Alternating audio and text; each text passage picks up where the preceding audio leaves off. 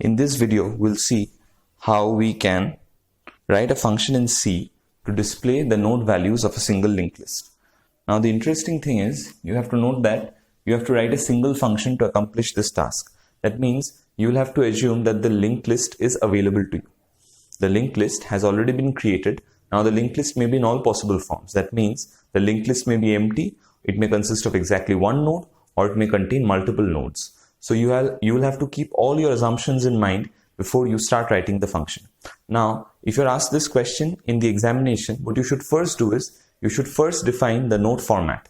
How do you define the node format for a single linked list? If you look at my previous videos, you will see that I have defined the node format using a structure. So here, if you're asked this question in the examination, you will first define the node format using a structure, and then you will go on to write the function itself. So let's get started. We'll start with the node format, defining the node format, okay? So first you define the node format. So you write struct, you give the name of the structure. Sorry about that. So you give the name of the structure. So a single linked list will have one data part and one link part, okay?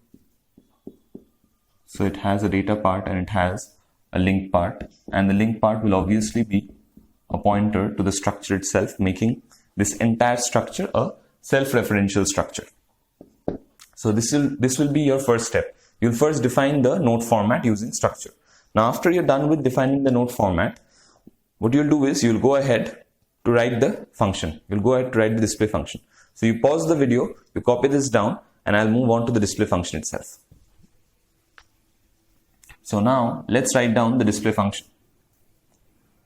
So remember, you'll have to make all your necessary assumptions. So remember one more thing. When you are writing any kind of display function, you'll be displaying values, right? You'll be displaying the contents of an array or the contents of a linked list, maybe displaying the node contents of a tree.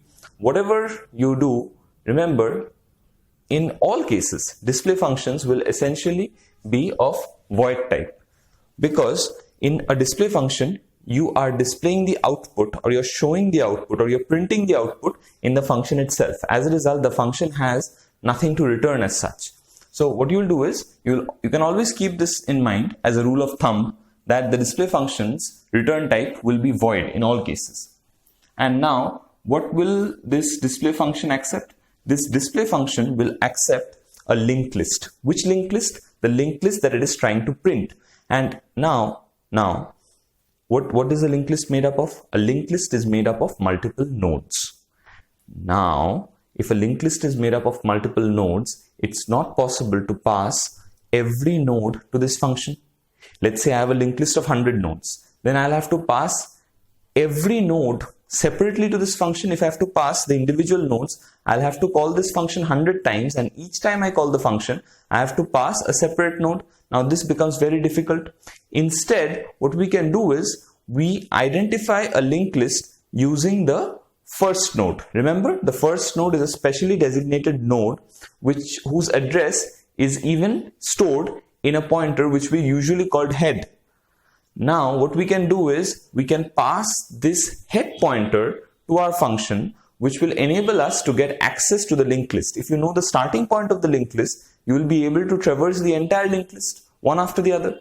As a result, what we'll do is we will pass the head pointer. So if we are going to pass the head pointer, this function will accept a pointer as well. Let's call it h. Right, I hope you understood this point.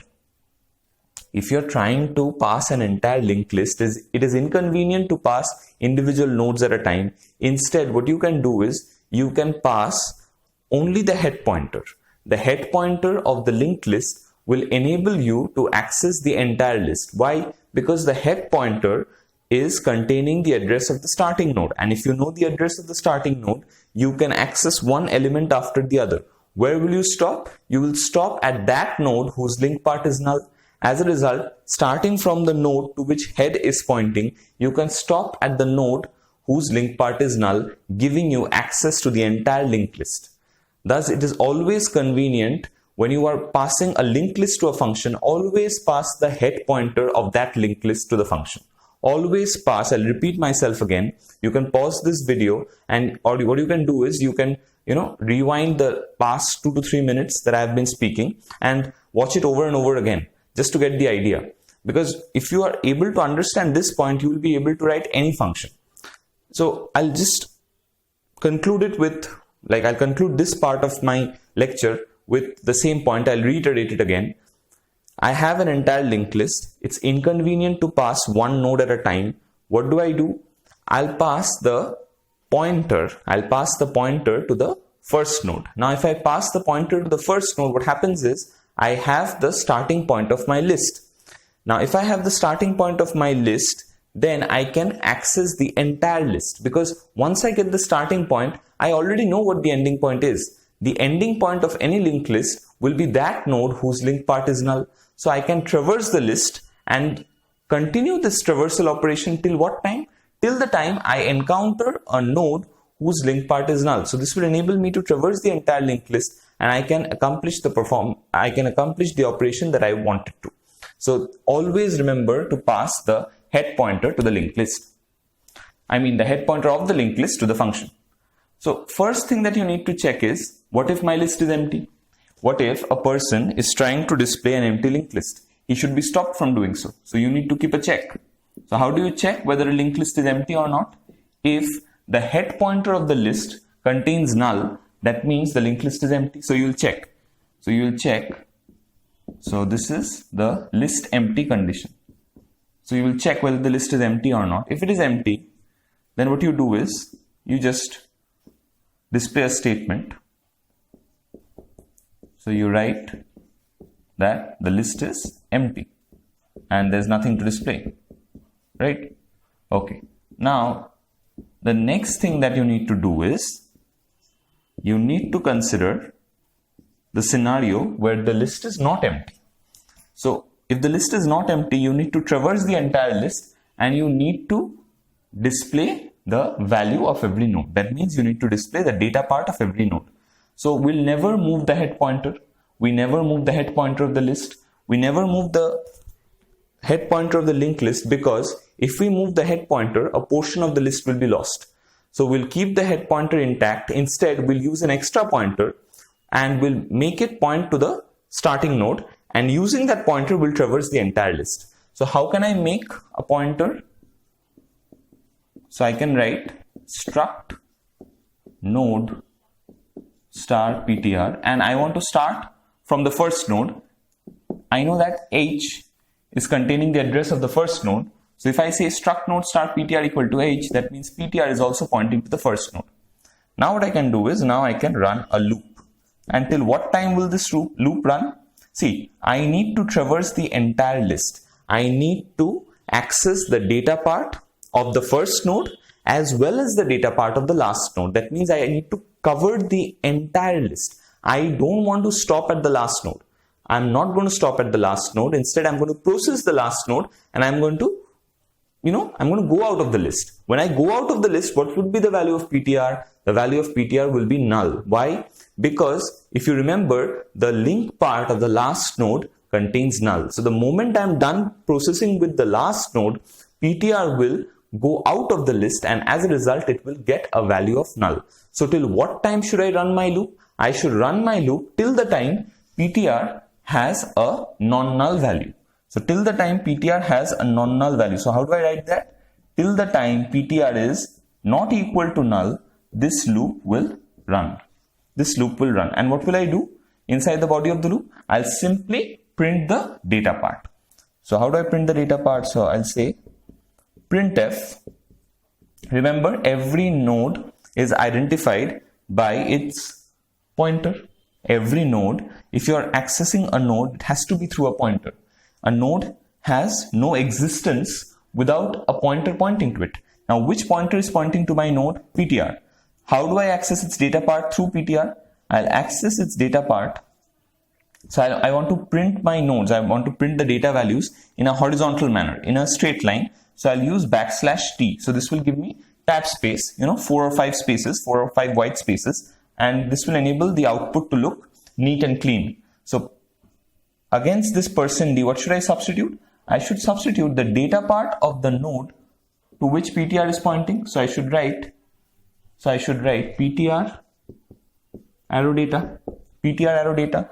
Now after I'm done with printing the node, what should I do? I should move on to the next node. So if I'm pointing, or if PTR is currently at a particular node and it wants to go to the next node, what should it do? It should access the link part of the node to which it is pointing. See, PTR is currently, let's say PTR is currently at node 1. I'll show you with the diagram. Let's say here, okay. Let's say I have a linked list containing 3 nodes, okay. Now the last node, obviously the link part of the last node will be null. Let's say the addresses are 100, 200 and 300. That means this contains 200 and this contains 300. So this is the link. Let's say this is 2, 7 and 3, and always the starting address of the linked list. What is the starting address of the linked list? The starting address of the linked list is the address of the first node. What is the address of the first node? 100, and this 100 will be stored in H, where H is my special pointer which always contains the address of the starting node. Now what did I do? I did PTR equal to H. That means now PTR also has a value of 100. So if PTR has a value of 100, that means PTR is also pointing to the same node.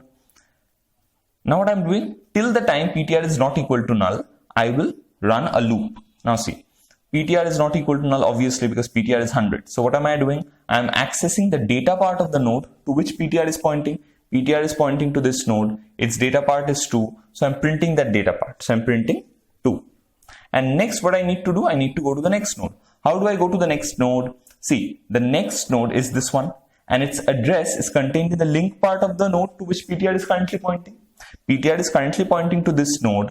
The link part of this node contains the address of the next node. So if I have to go to the next node, I should access the link part of the node. So how do I access the link part? I should assign to PTR the link part of the node to which it is pointing. The link part of the node to which PTR is pointing is 200. So first let me access the link part. How do I access the link part? PTR arrow link. Where should I assign it? I should assign it to PTR itself. Why should I assign it to PTR? Because if I assign it to PTR, then PTR will get a value of 200, and now it will point to the next node. So in this way, I can traverse the entire list. So this will take me to the next node. And in this way, one after the other, what I'll get is, I'll get the entire list. So let me just continue with the diagram. Now PTR is 200. So it will again go up to this condition. Obviously, the value of PTR is not equal to null because PTR is 200. So this condition is still satisfied. You come inside %d PTR arrow data. That means print the data part of the node to which PTR is pointing. PTR is currently pointing to this node. Print its data part. Its data part is 7. So print that. Next is PTR equal to PTR arrow link. What is PTR arrow link? Access the link part of the node to which PTR is pointing. PTR is currently pointing to this node. Its link part is 300. So access that 300 and give it to PTR.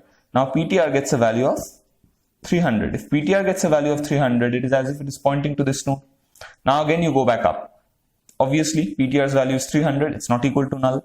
Now you come inside. Now you print the data part of the node to which PTR is pointing. So what is the data part of the node to which PTR is pointing? The data part is 3. So you print that 3. You print it and then you do PTR equal to PTR arrow link. PTR arrow link means access the link part of the node to which PTR is pointing. The link part of the node to which, so PTR is pointing to this node now. PTR is currently pointing to this node.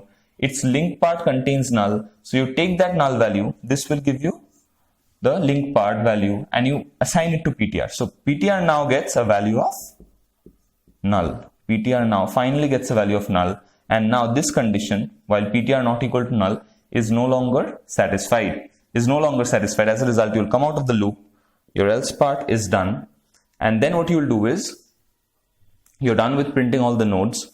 So you'll simply close off the function and terminate your program. So what I'll do is, I'll give you the link. Okay, I'll give you the link to this entire code. You can try it out on your system. And if you have any doubts, please feel free to leave them in the comment section below. I hope this helps. Thank you.